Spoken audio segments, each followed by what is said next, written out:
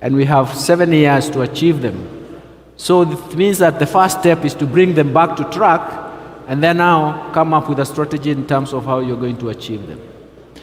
And we have to maybe go back to the drawing board and ask ourselves, how do we bring them back to track? And especially in Kenya, one of the things that I have argued very strongly is that to bring the Sustainable Development Goals on track is actually, first of all, to revive economic recovery. Because the economic recovery has been buffeted, or maybe the economic structure has been buffeted by layers of persistent shocks. And you know, we have started from COVID, and we have the Ukrainian conflict that affected the supply side, and we have global dollar shortage just because of tightening of monetary policy, and then we had a devastating drought. All these are persistent shocks. They have created a structural effect or a permanent effect. How do you recover from the recovery so that you bring the SDGs back to track? There are 4 areas I just mentioned them. We have talked about human capital development. That's the starting point. The second thing is markets. Let's look at markets. How do we develop our markets, protect them, regulate them, and nudge them to the optimal path? Third, how do we finance development? It can only be done first. The first line of defense is domestic resource mobilization. Our tax system, that has to be effective because any bilateral, multilateral support comes in as an add-on. And fourth, which is very, very critical, is that we are in the age where we are talking about the fourth industrial revolution is going to be driven by digitization. The digital evolution has been seen to work very well. Yeah. So if we combine those 4 with a lot of, determination, we are going to reignite economic recovery. And once economic recovery is back on stage, then we are going to get a line of, start marching towards the vision, the 2030 SDG, achievements. It's a hard task, but the first thing is economic recovery is quite critical, and we have areas. Different countries with different resource capability can start in any of the 4. But the most important thing for countries like Kenya, we have to start in that direction. Thank you. Yeah. Your Excellency, Edun, what in Nigeria is being done? What are the main drivers, accelerators to this? And in the run for 2030, what are the top priorities for Nigeria? I think it's almost a global and a common theme these days that as Professor says, the SDGs are off track, and we have to find a way to drive development in an environment where there is interest rates are high and they're likely to stay high. Therefore, funding for development is unlikely to come from financing by even the multilateral development institutions. Instead, there has to be an emphasis on domestic resource mobilization. There has to be an emphasis on efficiency of spending. And when we go back to looking at that efficiency of spending, you know, in terms of human capital development, there is relatively high spending on education. But still, when you look at the figures, the Human Capital Index as measured by the World Bank for Africa as a whole is 0.4. In Saudi Arabia, it's actually 0.58%. But what that means is that at 0.4, you are only getting 40% of the productivity, only 40% of the potential of the earning power of the contribution of that child. And so therefore, efforts have to be made domestically to really create an environment that not only has emphasis on domestic investment, attracting foreign investment, but also research and development to improve productivity generally. That's the key. I'm running out of time, but to wrap with I have more questions, but Your Excellency Nagadi, what is the Arab world expecting from Africa when it comes to human capital? What are your expectations, and vice versa? What do you want from, what can the Arab world offer? I think I think we're in a very unique situation where there's a lot of potential. We talked earlier about having the youth in the population. Africa has more than 60% of its population under the age of 25. Saudi has more than 60% of the population under the age of 30. And this is a unique opportunity. The unique opportunity to invest in human capital development to capture that potential in the future. Your Excellency Dongu, what do you expect from the Arab world? Very critical that just like my colleague here has said, the human capital aspect, but the population itself and the population dividend is very, very critical. But for us, that combined with trade, we have our Africa Continental Free Trade Area, but we have adequate diverse resources, and we have adequate space to increase production because we want to create jobs for the youth. We have very well educated cluster of youth in virtually all aspects, including even now the digital space, the artificial intelligence coming in. Yes. The whole space is very, very important to utilize. The whole space is an advantage, it's an opportunity to take up. And that's what I believe, that we can actually enlarge that space by cooperation, opening up trade, but also accelerating human capital development so that we take advantage of the youth. Your Excellency Adun, what do you expect? Thank you very much. Basically, partnership. We are looking for a South-South partnership. And you know, let me be frank, the Arab world, Saudi Arabia, they have been blessed with riches from God Almighty and they have spent them well. And they are looking for more investments for the long term. They have that ability to invest. In Africa, in Nigeria, we have the investments. We have the investment outlets in solid minerals, in natural resources, in infrastructure. We are open for investments from the Arab world. Thank you. A lot can be said about 1.5 billion people from both regions, but time is always not on our side. Thank you for my esteemed guests and speakers for this, and of course a lot more to be said, and thank you for all the audience, and hopefully more panels to come with more answers. Thank you. Thank you.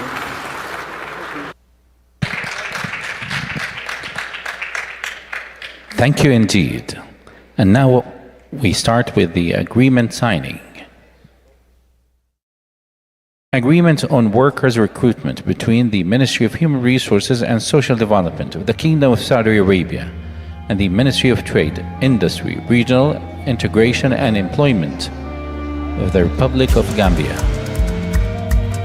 Representing the Saudi counterpart, His Excellency Vice Minister of Human Resources and Social Development for Labor, Dr. Abdullah bin Nasser Abu Thnain.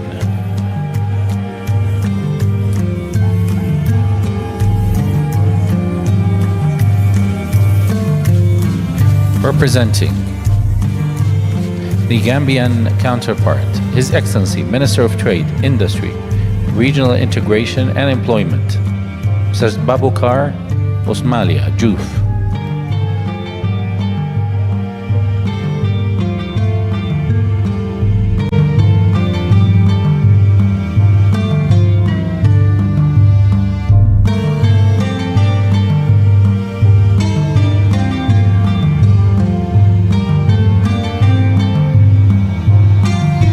Agreement on domestic workers' recruitment between the Ministry of Human Resources and Social Development of the Kingdom of Saudi Arabia and the Ministry of Trade, Industry, Regional Integration and Employment of the Republic of Gambia. Representing the Gambian counterpart, Minister of Trade, Industry, Regional Integration and Employment, Mr. Babukar Usmalia Juf.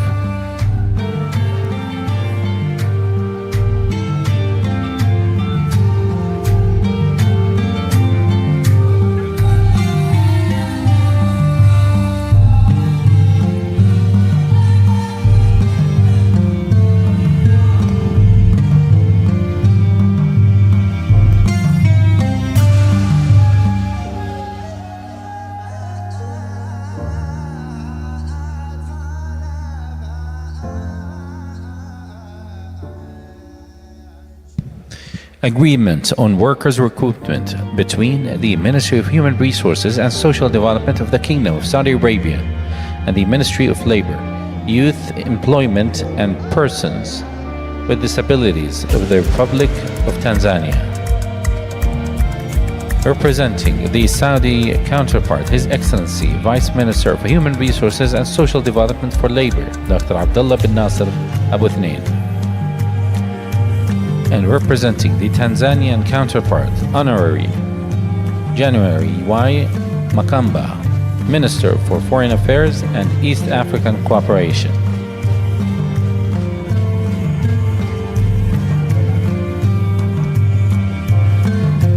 The same gentleman signing an agreement on domestic workers recruitment between the Ministry of Human Resources and Social Development of the Kingdom of Saudi Arabia and the Ministry of Labor, Youth, Employment and Persons with Disabilities of the Republic of Tanzania.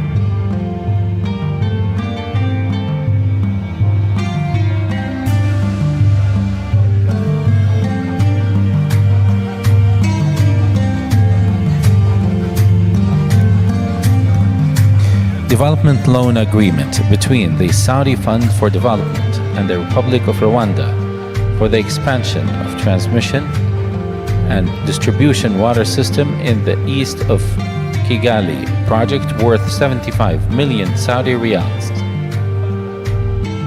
Representing the Saudi counterpart, His Excellency CEO of Saudi Fund for Development, Mr. Sultan Al-Marshad. Representing the Rwandan counterpart, His Excellency Minister of State in charge of public investment and resources mobilization, Ms. Janine Munisholi.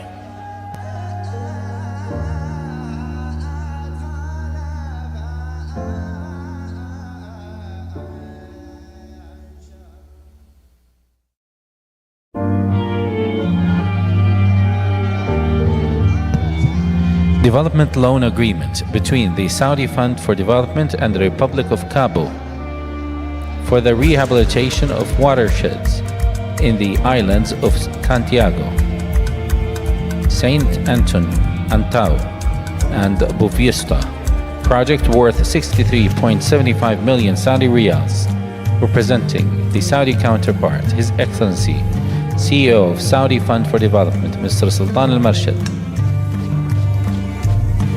Representing the Cabo counterpart, His Excellency Deputy Prime Minister and Minister of Finance and Business Development, Mr. Olavo Avelino Correa.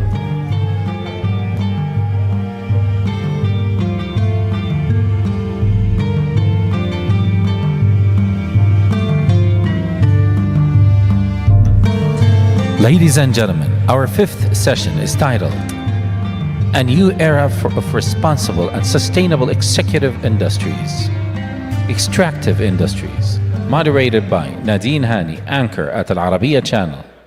Joining her in this session, His Excellency, Mr. Bandar Al-Khrayef, the Minister of Industry and Mineral Resources, His Excellency, Mr. Omar Sarr, the Senegalese Minister of Mines and Geology, Honorary Abdul Karim, Minister of Mines and Geology of Republic of Chad, Mr. Robert Wilt, Chief Executive Officer at Ma'aden, Saudi Arabia.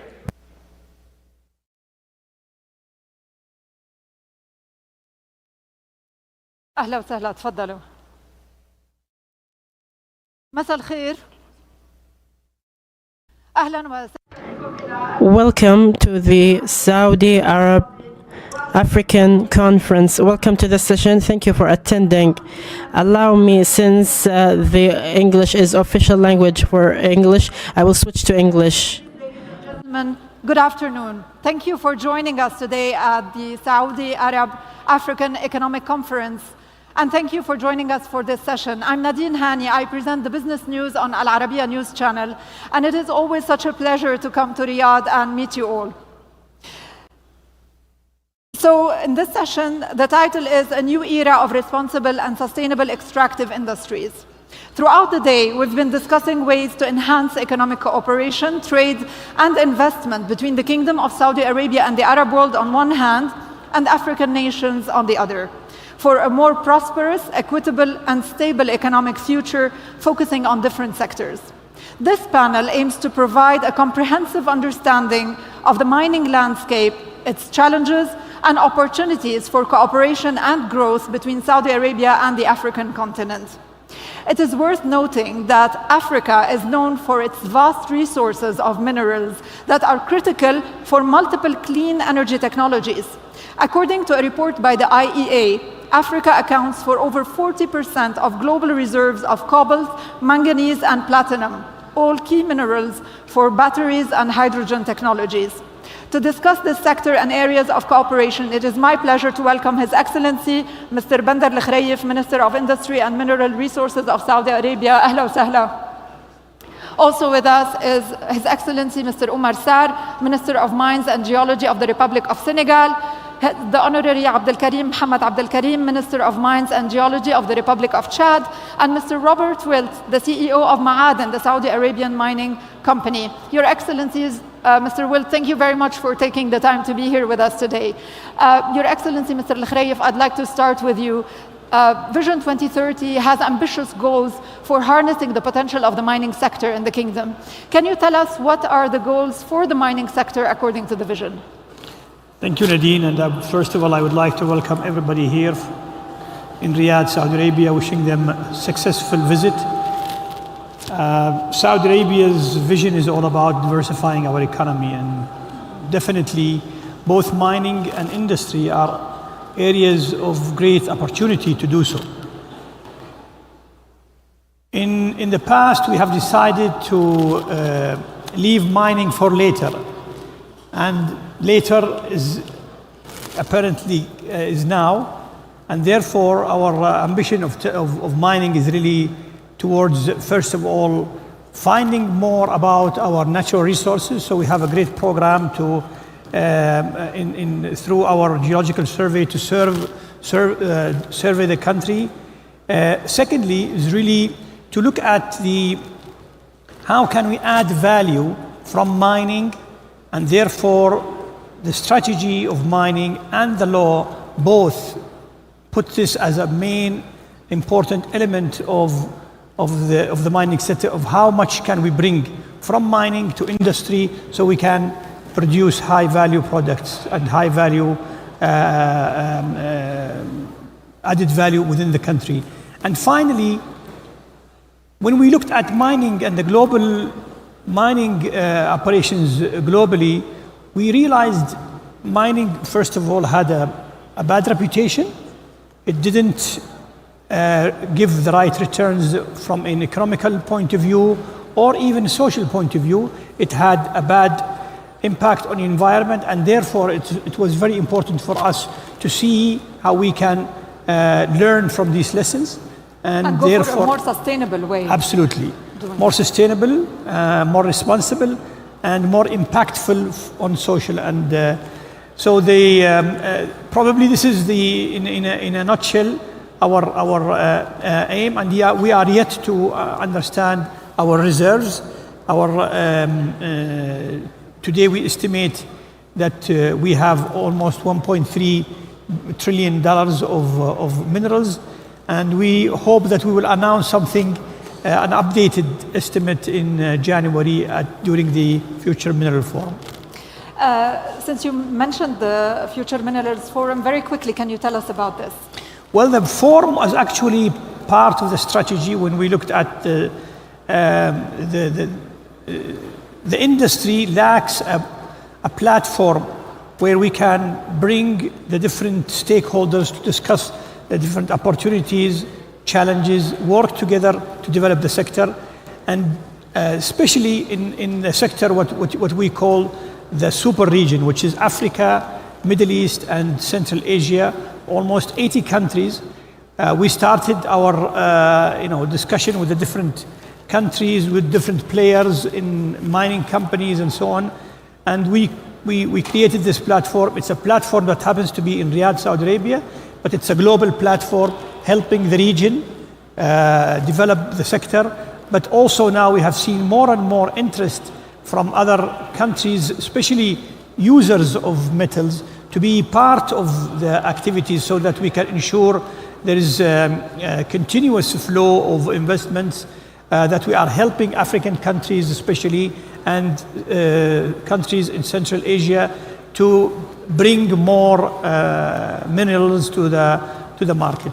Very quickly, Your Excellency, can you outline the economic benefits of the mining sector, the potential economic benefits? Because the whole idea is to diversify the economy. So do we have measurable targets or in terms of the economic impact of if the plans are developed?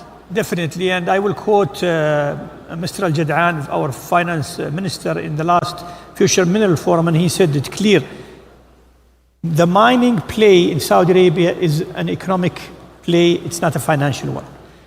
Why? Because the spillover of mining is tremendous. It allows us to use the natural resources that we have. It allows us to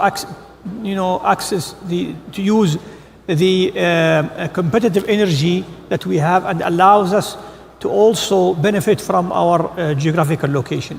In terms of numbers, this sector aims to achieve approximately 70 to 80 billion dollars of contribution to the GDP, but more importantly, how it will contribute to the different sectors, and mainly in the industrial sector, where we see the added value being activated.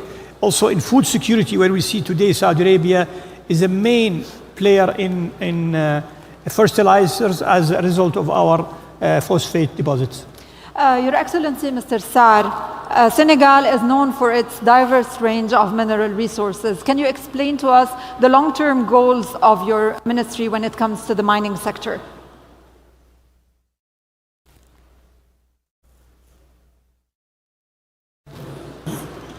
Quels sont les objectifs et la vision de votre gouvernement pour le secteur minier à long terme? Ok. Merci beaucoup, Madame la modératrice. Je parle en français. Je ne peux pas parler en arabe ni... C'est pas un problème, on a les appareils pour la traduction. Je voudrais d'abord remercier mon homologue saoudien et le Royaume d'Arabie Saoudite de nous avoir conviés à cette importante conférence économique et dans laquelle nous échangeons sur les questions minières qui sont des questions pour nous essentielles en Afrique, mais aussi dans le monde de manière générale. They are very important aspects for the whole world, definitely as for Senegal. As you know, this plays a critical role and includes in its program that we call Emergent Senegal.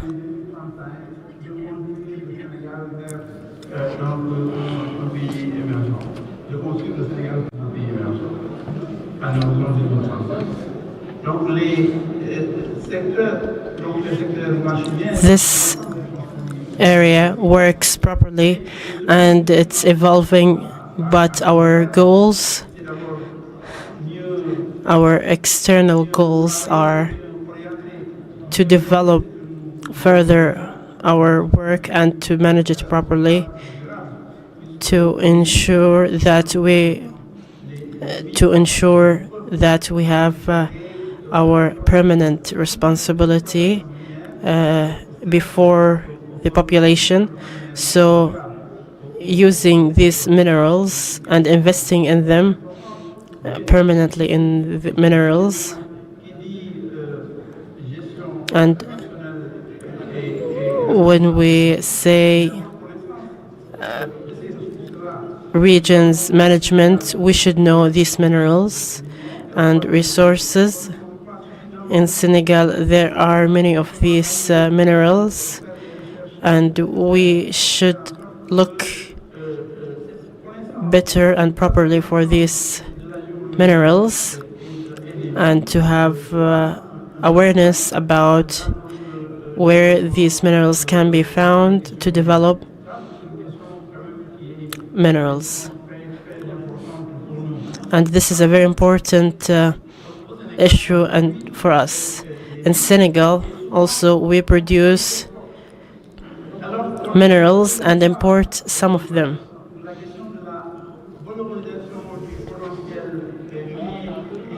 So, capabilities and of minerals are many and abundant.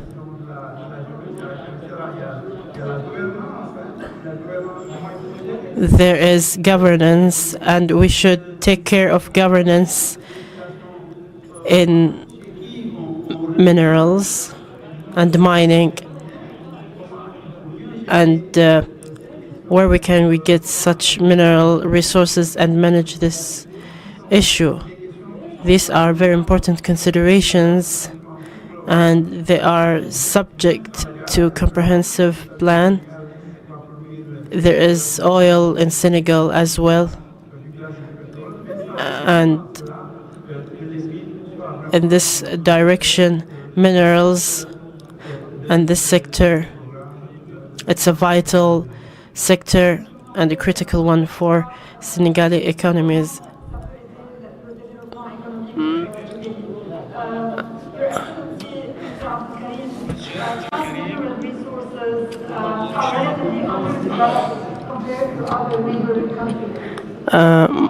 مقارنة بدول أخرى. And vision for the development and growth of the mining and geological sector in Chad. Merci beaucoup. Je profite aussi de cette opportunité pour remercier le Royaume d'Arabie Saoudite pour l'organisation de cet événement très important. It's very important for us, as my friend just said, and I would like to thank you for this invitation. Honestly, on Chad's level, we are managing a very important project for making use of mining, as you said, that neighboring countries are coastal countries such as Niger and Burkina Faso, and in Senegal they are developing countries, and therefore we always try to work to target three main targets. As my friend Marsar said, in Senegal we try to know our possibilities and capabilities.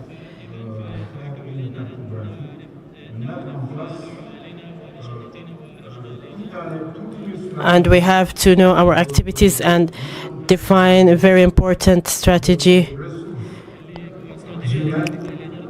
for managing these resources and for allocating necessary financial resources for achieving that, and to know exactly what are the capabilities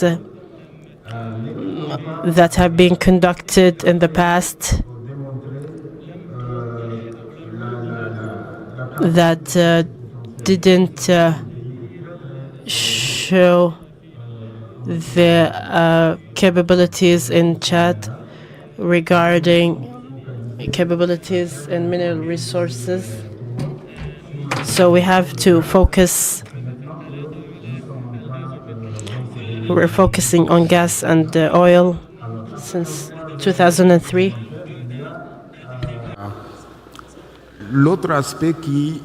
Once we achieve this, there's another aspect of great importance, the fact that we need to determine a number of projects that will yield profits, to engage in further studies whether it's viable, and also to pave the way for investors to come in. So therefore, We need to conduct these studies of great importance to prepare the conditions for the investors to continue investments in this field tangibly. And also, one of our objectives is to continue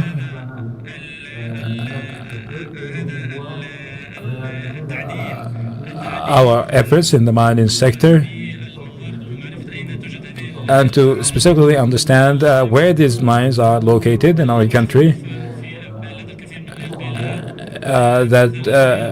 that other countries enjoy an abundance of these minerals. Some countries are undergoing some conflicts, Libya and some parts of Chad, and we have seen many war crimes that are in these countries that might have be able to protect our investment in Chad. We need to attain stability, and I believe those are important goals for us to achieve. Mining is one of the main pillars for Vision 2030 to realize its potential. Can you explain to us, when it comes to the goals, what is the mandate of Ma'aden in the mining sector? So there's a couple of things. His Excellency mentioned that the kingdom's blessed with natural resources, but it's mostly focused its exploration efforts on oil and gas up to this point. And we kind of kid and joke in the kingdom, and we say, as His Excellency mentioned, the time for mining is now. We'll get around to it someday is here. So we have stood up the world's largest single jurisdiction exploration program in the last 2 years to validate the vast mineral endowment in the kingdom. And we just had a group from Rio Tinto, the world's largest mining company, in the office this week, and we were comparing notes. We are spending as much in Saudi Arabia on our exploration program as Rio Tinto is globally. As Rio Tinto is globally. Rio Tinto globally, okay. So we're serious about exploration, and we're actively looking at about 45 sites. And as His Excellency mentioned, we'll have good news to report on this front before Future Minerals Forum. So that's one mandate, is to validate the natural resource endowment in the kingdom. Then secondly, once we find it, develop mines and processing plants around it. So we're already the second or third largest phosphate exporter globally. The board has just approved an expansion project to add 50% capacity to our already leading position. And I'd like to point out for the audience in the group, the private-public partnership that enabled us to make that decision.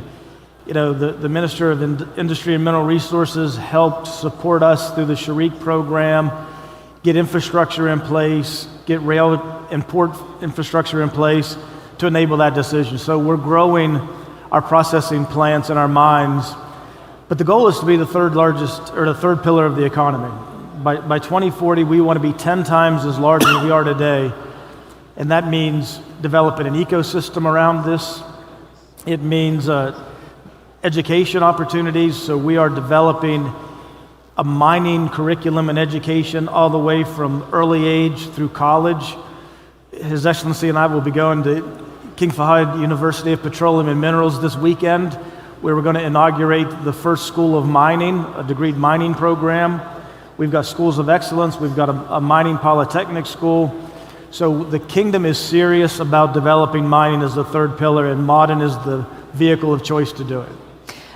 Because the vision is very ambitious, are you on track? I know that there are many KPIs for all the companies involved, so are you on track to achieve the vision goals? I'd say we're definitely on track for some, like Phosphate 3, the project we just announced. It's on schedule. I mean, we will break ground this year, which is the plan. Our exploration program is ahead of schedule. So